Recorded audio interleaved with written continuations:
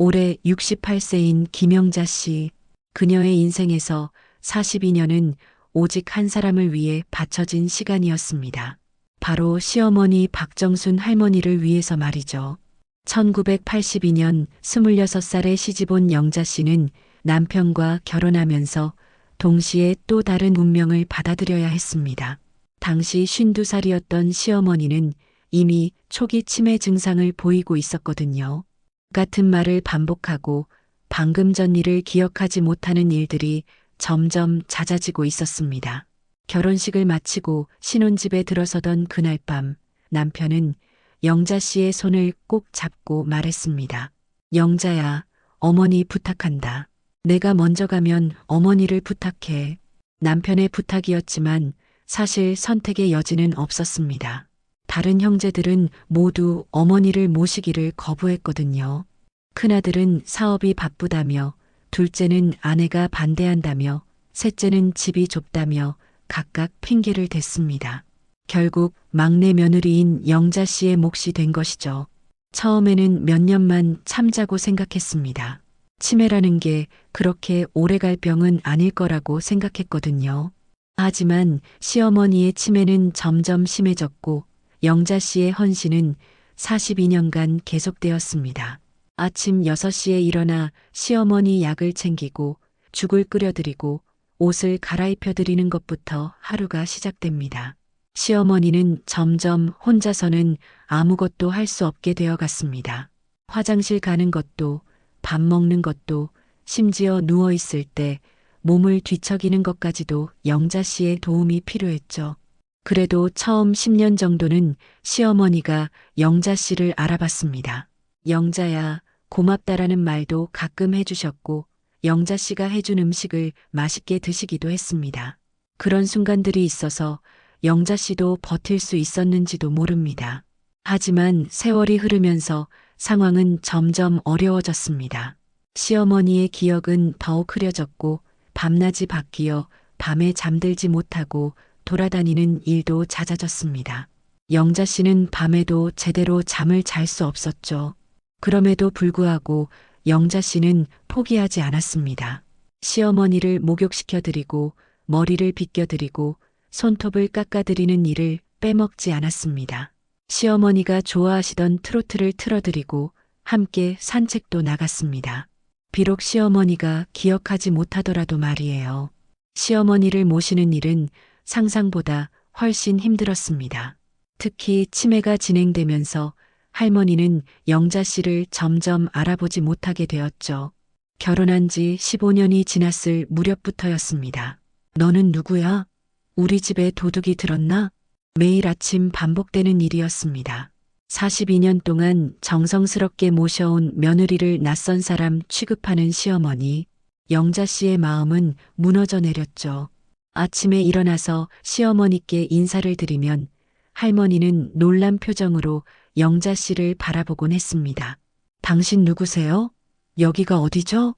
같은 질문을 하루에도 수십 번씩 반복했습니다. 영자 씨는 그때마다 참을성 있게 대답했습니다. 어머니, 저는 영자예요. 며느리 영자. 여기는 어머니 댁이에요. 하지만 5분도 지나지 않아 시어머니는 또다시 같은 질문을 했습니다. 처음에는 화가 났습니다.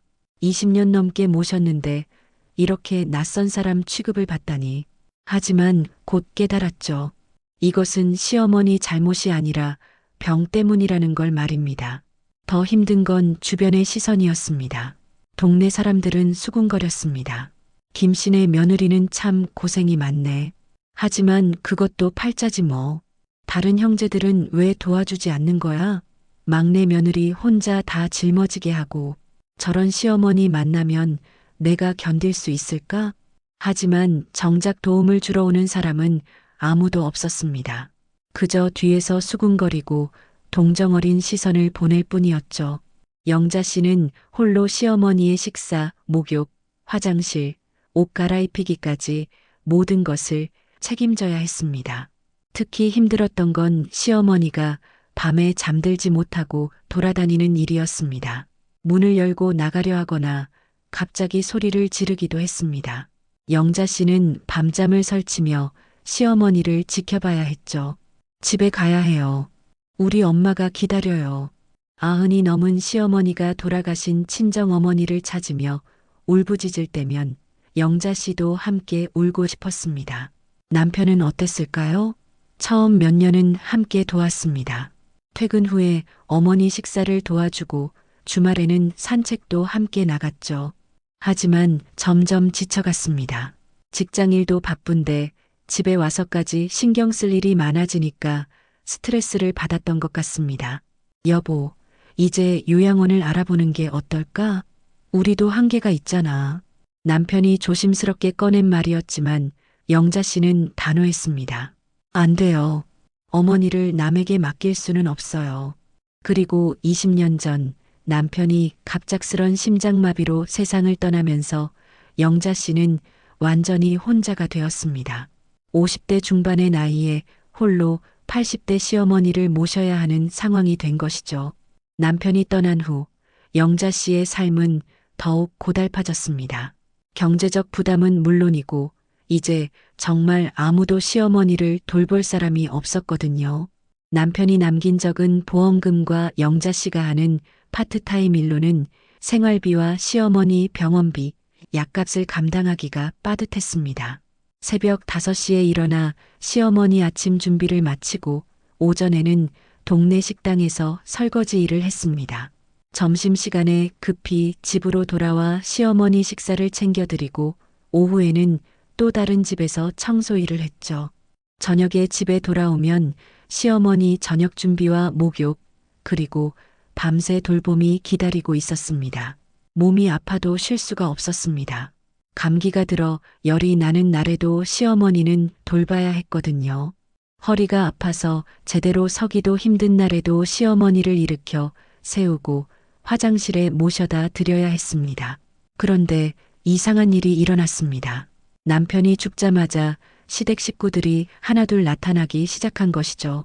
장례식장에서도 보지 못했던 얼굴들이 갑자기 집으로 찾아왔습니다. 큰형님이 먼저 왔습니다. 형수, 이제 어머니를 요양원에 보내는 게 어때요? 혼자서 감당하기 힘들잖아요. 우리가 비용을 분담해서 좋은 곳으로 모셔드리면 되지 않을까요? 영자 씨는 황당했습니다.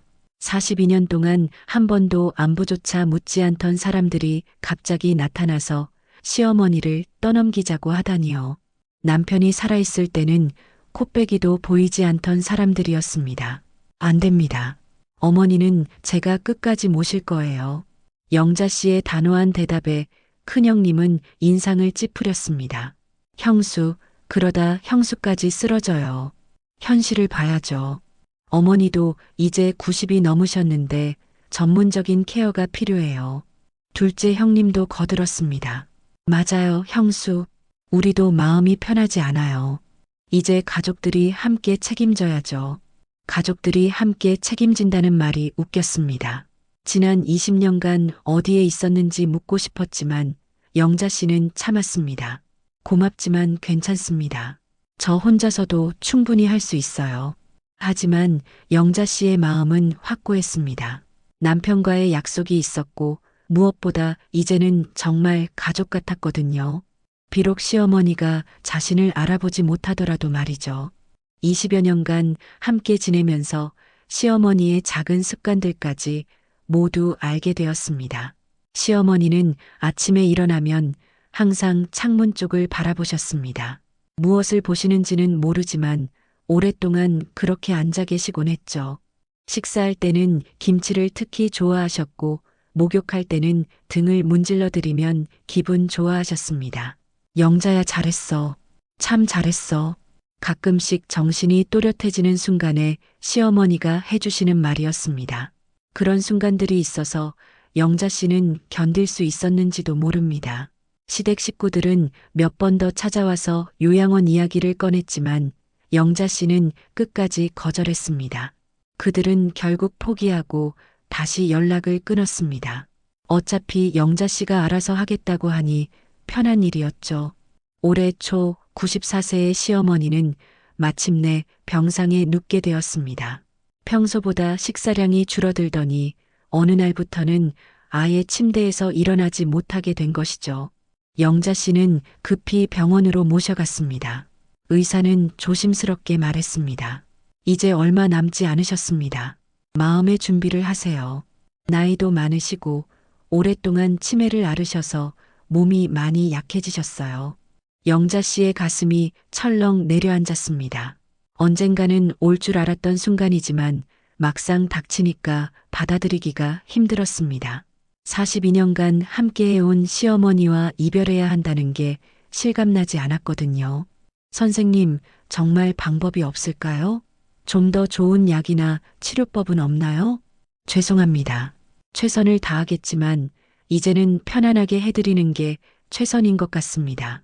영자 씨는 그 말을 듣고도 끝까지 최선을 다했습니다. 병원 침대 옆에 간이 침대를 놓고 하루 24시간 시어머니 곁을 지켰죠. 물수건으로 입술을 적셔드리고 손을 잡아드리며 말을 걸었습니다. 어머니, 영자예요. 오늘 날씨가 참 좋아요. 어머니가 좋아하시던 개나리꽃이 피었어요.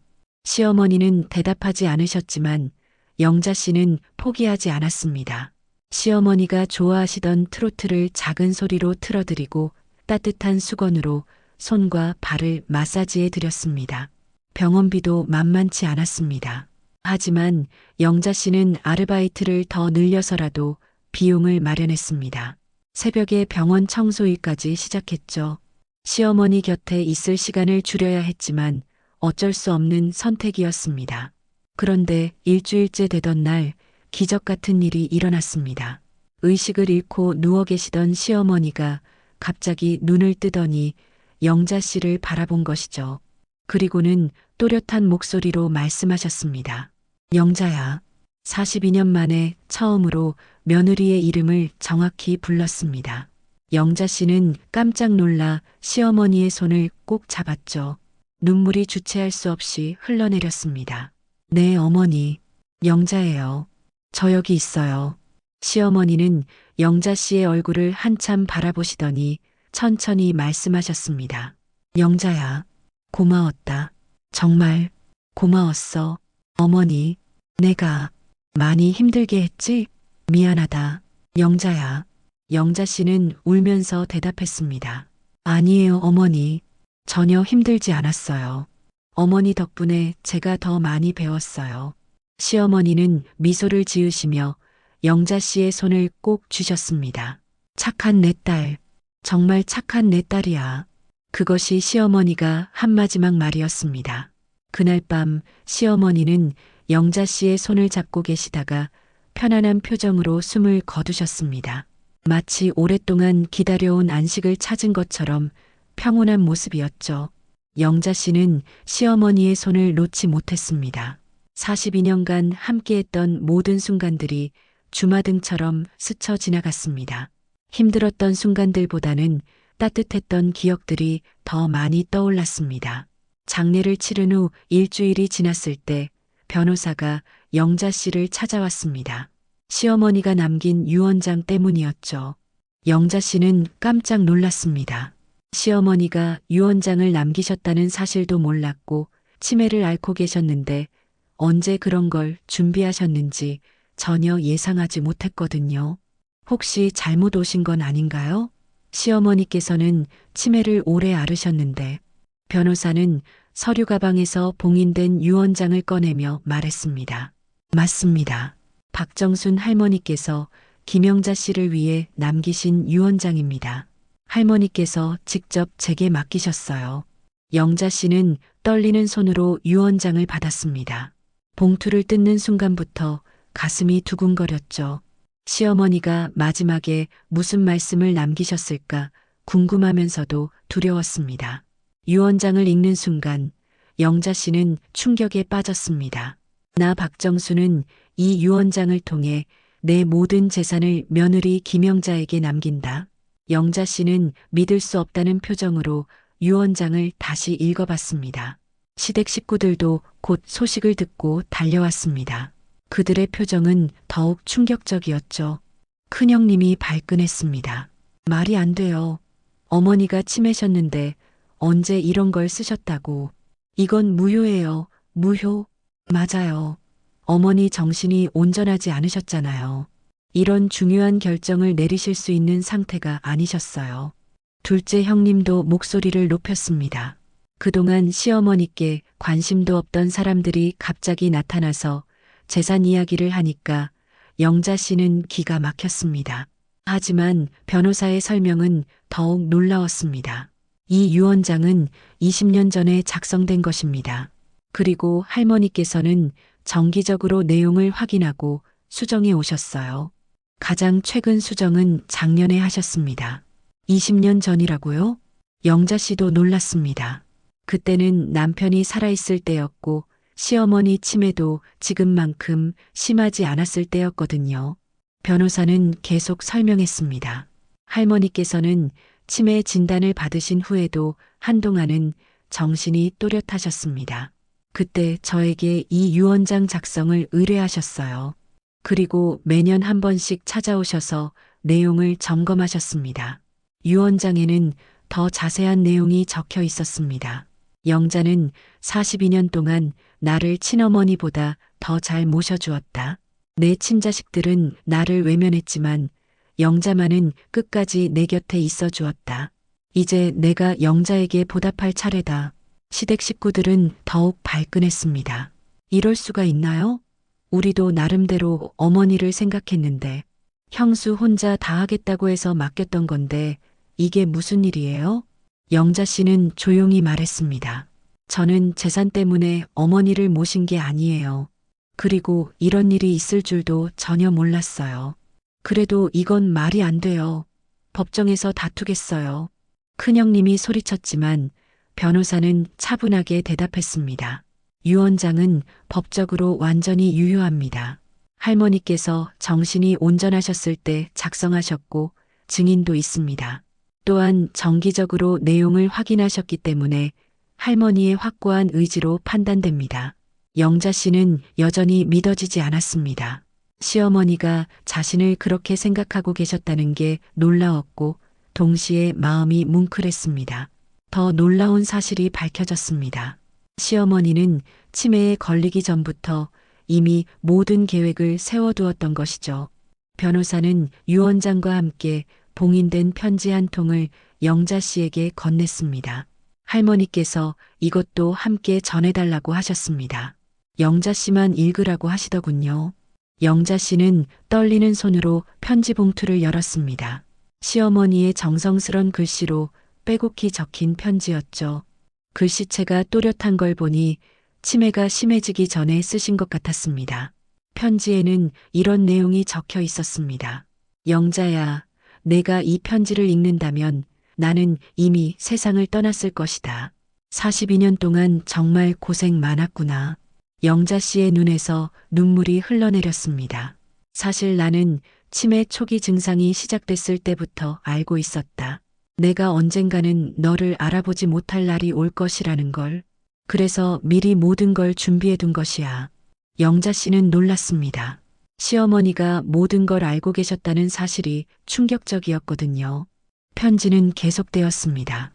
내 병이 점점 심해질 걸 알면서도 요양원에 가고 싶지 않았다. 낯선 곳에서 낯선 사람들과 지내는 게 무서웠거든. 하지만 너라면 끝까지 내 곁에 있어줄 거라고 믿었어. 영자 씨는 흐느꼈습니다. 시어머니가 얼마나 무서우셨을지, 얼마나 외로우셨을지 생각하니 가슴이 아팠습니다. 너는 내 친딸보다 더 소중한 딸이었다. 내 친자식들이 나를 버렸을 때도 너만은 끝까지 내 곁에 있어 주었지. 밤새워 간병해주고 아플 때 병원에 데려가주고 내가 이상한 소리를 해도 참아주었잖니. 시댁 식구들이 편지 내용을 들으려고 했지만 영자 씨는 조용히 자리를 피했습니다. 이건 시어머니가 자신에게만 남긴 마지막 메시지였거든요. 편지의 뒷부분에는 더욱 감동적인 내용이 있었습니다. 영자야, 내가 너를 알아보지 못하더라도 내 목소리는 늘 따뜻했어. 내 손길은 늘 부드러웠고 비록 기억하지 못하더라도 내 마음 깊은 곳에서는 내가 누군지 알고 있었단다. 영자 씨는 목이 메어 더 이상 소리내어 읽을 수 없었습니다. 이제는 내가 행복하게 살아야 할 차례야. 내 재산으로 내가 하고 싶었던 일들을 마음껏 해보렴. 그동안 나 때문에 포기했던 것들이 많았을 텐데 이제는 너를 위해 살아야 해. 편지 마지막 부분에는 이런 말이 적혀 있었습니다. 영자야, 정말 고마웠다. 내 덕분에 나는 사랑받으며 떠날 수 있었어. 너는 내가 이 세상에서 받은 가장 큰 선물이었단다. 하늘나라에서도 널 지켜볼게. 아프지 말고 행복하게 살아라. 사랑한다. 내 딸아. 영자 씨는 편지를 읽으며 울음을 터뜨렸습니다. 42년 동안의 모든 고생이 헛되지 않았다는 걸 느꼈거든요. 시어머니가 자신을 알아보지 못하셨던 그 긴 시간들도, 밤잠 설쳐가며 돌봤던 날들도 모든 게 의미 있는 일이었다는 걸 깨달았습니다. 변호사는 조용히 말했습니다. 할머니께서 매년 저를 찾아오실 때마다 하시는 말씀이 있으셨어요. 영자가 나를 친딸처럼 사랑해 주니까 나도 영자를 친딸처럼 사랑한다고 하셨습니다. 유산 상속건으로 법정 다툼이 벌어졌습니다. 시댁 식구들은 유 원장의 효력에 이의를 제기했죠. 그들은 변호사를 고용해서 시어머니가 치매 상태에서 작성한 유 원장은 무효라고 주장했습니다. 어머니께서 정신이 온전하지 않으셨을 때 작성된 문서입니다. 법적 효력이 있을 수 없어요. 큰형님이 법정에서 목소리를 높였습니다. 하지만 영자 씨 측 변호사는 충분한 증거를 준비해 왔습니다. 유 원장은 할머니께서 치매 진단을 받기 전에 작성되었고 그 후에도 정기적으로 내용을 확인하고 수정하셨습니다. 또한 병원 기록을 보면 할머니께서는 마지막까지도 간헐적으로 정신이 또렷한 순간들이 있으셨습니다. 의료진의 증언도 이어졌습니다. 박정순 할머니는 치매를 앓고 계셨지만 완전히 판단 능력을 잃으신 건 아니었습니다. 특히 감정적인 부분에서는 누가 자신을 진심으로 돌봐주는지 정확히 알고 계셨어요. 영자 씨를 오랫동안 지켜본 동네 사람들도 증인으로 나섰습니다. 김영자 씨만큼 시어머니를 잘 모신 며느리는 본 적이 없어요. 42년 동안 한 번도 짜증내는 걸 본 적이 없고 항상 정성스럽게 모셨습니다. 다른 자식들은 몇 년에 한 번씩 얼굴 비치는 정도였는데 영자 씨는 하루도 빠짐없이 돌봤어요. 재판이 진행되는 동안 영자 씨는 마음이 편하지 않았습니다. 돈 때문에 가족끼리 싸우는 모습이 보기 좋지 않았거든요. 판사님, 저는 시어머니의 재산이 필요해서 모신 게 아닙니다. 그냥 가족이라고 생각해서 당연히 해야 할 일을 했을 뿐이에요. 영자 씨의 진솔한 말에 법정이 조용해졌습니다. 판사는 몇 주간의 심리 끝에 판결을 내렸습니다. 본 재판부는 유 원장이 유효하다고 판단합니다. 박정순 할머니께서는 치매를 앓으셨지만 누가 자신을 진심으로 사랑하고 돌봐주는지는 정확히 알고 계셨습니다. 판사는 계속해서 말했습니다. 진정한 가족이란 혈연이 아니라 사랑과 헌신으로 만들어지는 것입니다. 김영자 씨는 42년간 친어머니보다 더 큰 사랑을 베풀었습니다.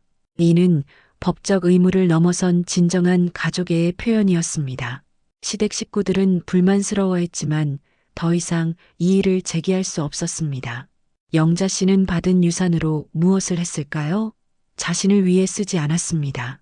대신 치매 환자를 돌보는 가족들을 위한 복지센터를 설립했죠. 시어머니가 남겨주신 집을 개조해서 주간보호센터로 만들었습니다. 저처럼 혼자서 고생하는 분들이 없었으면 좋겠어요. 시어머니께서 주신 사랑을 이제 다른 분들과 나누고 싶습니다.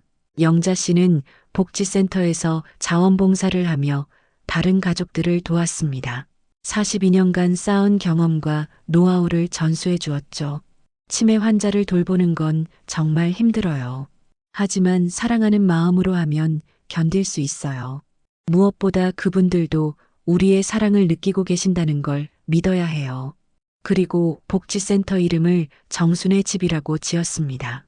시어머니를 기리는 동시에 그분의 사랑을 이어가겠다는 의미였죠.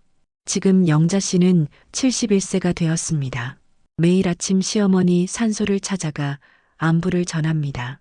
작은 꽃다발을 들고 가서 묘비 앞에 정성스럽게 놓죠.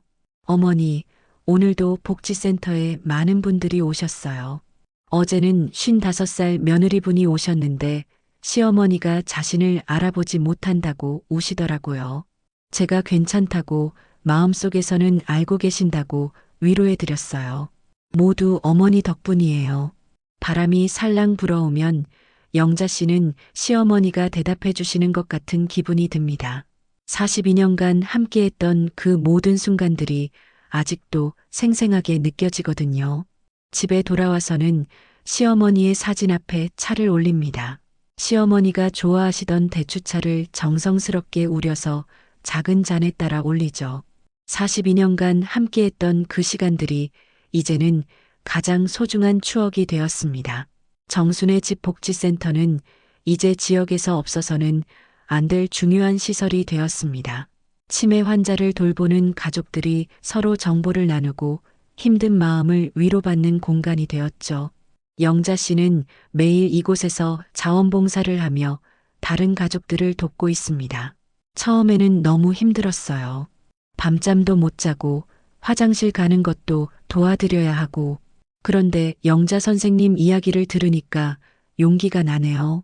새로운 가족들에게 영자 씨는 항상 이렇게 말합니다. 힘드시죠? 저도 그랬어요. 하지만 그분들은 우리의 사랑을 다 느끼고 계세요. 비록 표현하지 못하셔도 마음속으로는 고마워하고 계실 거예요. 얼마 전에는 지역 신문사에서 영자 씨를 인터뷰하러 왔습니다. 기자가 물었습니다. 42년간 고생하신 걸 후회하지 않으세요? 젊은 시절을 모두 시어머니를 위해 바치셨는데 영자 씨는 웃으며 대답했습니다. 후회요? 전혀요. 그분 덕분에 진짜 가족이 뭔지 알게 됐어요. 혈연보다 더 소중한 게 있다는 걸 배웠거든요. 그래도 많이 힘드셨을 텐데요. 물론 힘들었죠. 특히 저를 알아보지 못하실 때는 정말 마음이 아팠어요. 하지만 지금 생각해 보니까 그 모든 순간들이 다 소중한 추억이에요. 그분이 마지막에 제 이름을 불러주셨을 때의 그 기쁨은 아직도 잊을 수 없어요. 영자 씨의 이야기는 많은 사람들에게 감동을 주었습니다. 복지센터에는 후원금과 자원봉사 신청이 끊이지 않고 있습니다. 영자 씨와 시어머니의 사랑 이야기가 더 많은 사람들에게 희망을 주고 있는 것이죠. 시어머니께서 제게 주신 건 재산이 아니었어요. 진정한 사랑이 뭔지, 가족이 뭔지 가르쳐 주신 거였어요. 그 사랑을 이제 다른 분들과 나누고 싶어요. 해가 저물어가는 저녁, 영자 씨는 시어머니 사진을 바라보며 조용히 말합니다. 어머니, 오늘도 하루가 저물어가네요. 내일도 열심히 살겠어요. 어머니가 저에게 보여주신 그 사랑을 잊지 않고 살겠어요. 가족은 태어나는 것이 아니라 만들어가는 것이라는 걸 보여준 42년간의 사랑 이야기. 김영자 씨와 박정순 할머니의 이야기는 오늘도 정순의 집에서 계속되고 있습니다. 진정한 가족애가 무엇인지, 사랑이 얼마나 큰 힘을 가지고 있는지를 보여주면서 말이죠. 오늘은 부모님께 안부 전화를 해보세요. 아주 좋아하실 겁니다. 어떠셨는지 댓글로 남겨주세요. 오늘도 뽀라보세를 시청해 주셔서 감사합니다. 구독과 좋아요는 저에게 큰 힘이 됩니다.